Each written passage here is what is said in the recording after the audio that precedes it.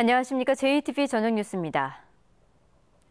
새만금 안쪽 포구에서 물고기가 떼죽음을 당한 것과 관련해 환경단체가 즉각적인 해수 유통을 촉구했습니다.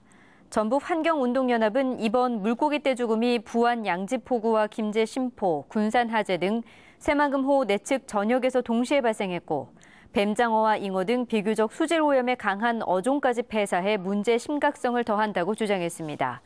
환경단체는 또 매우 나쁨 수준을 보이고 있는 새만금호의 수질 개선을 위해서는 해수 유통이 유일한 해법이라며 새만금호의 담수화 계획을 철회하라고 촉구했습니다.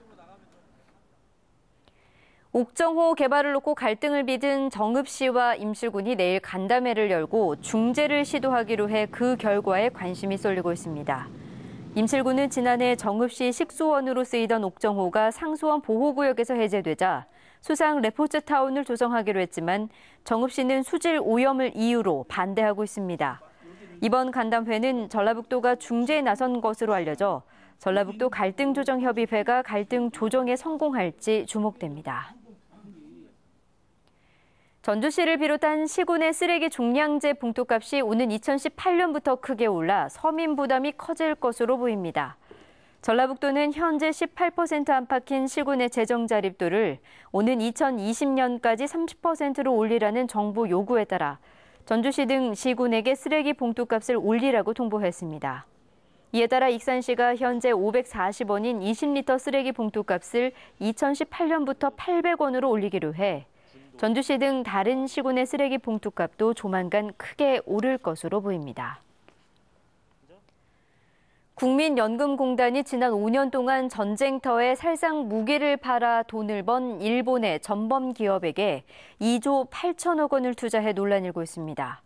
국민의당 김광수 의원은 국민연금공단이 일제강점기 때 10만 명 이상의 한국인을 강제 동원한 미쓰비시에게 476억 원을 투자하는 등 지난 5년 동안 일본의 전범 기업에게 2조 8천억 원을 투자했다고 밝혔습니다.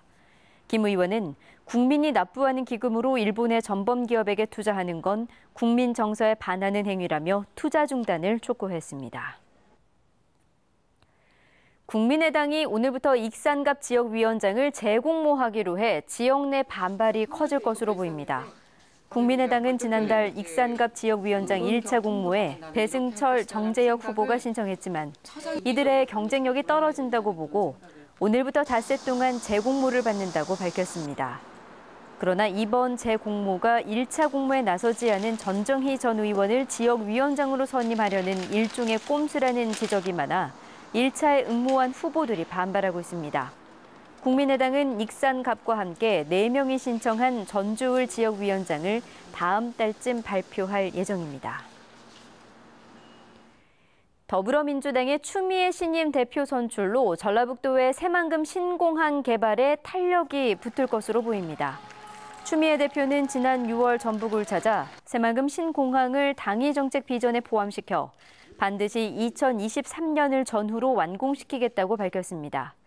추 대표는 또 더민주 전북도당을 비롯한 지역 조직을 강화하기로 해 호남에서 패권을 차지하려는 국민의당과 치열한 경쟁이 불가피해졌습니다.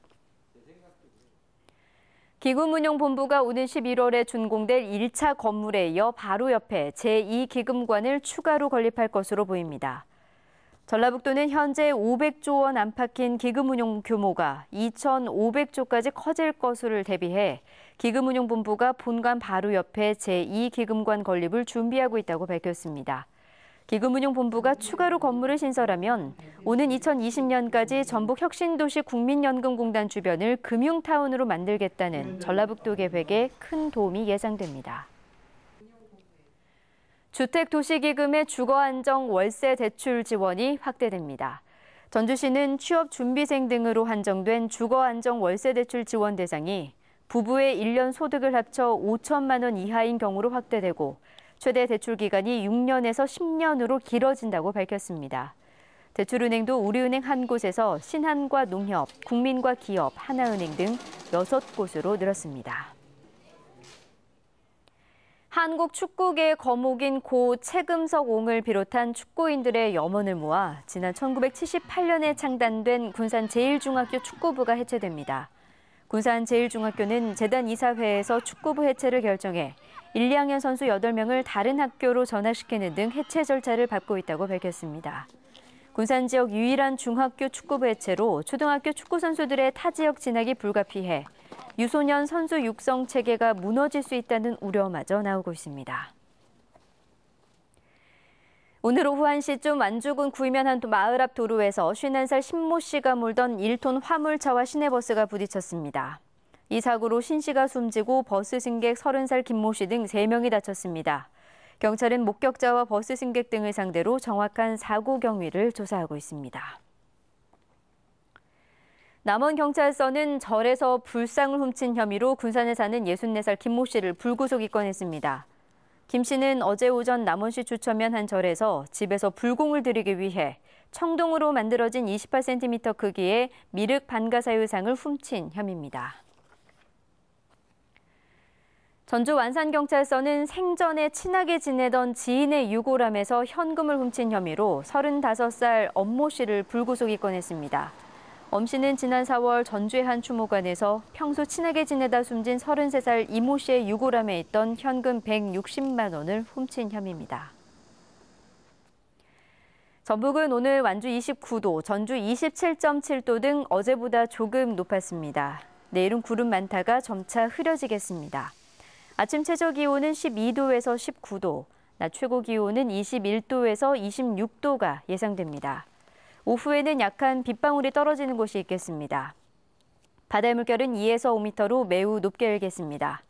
전주기상지청은 내일 오전부터 다음 달 1일까지 바람이 매우 강하게 불겠다며 피해를 입지 않도록 각별한 주의를 당부했습니다.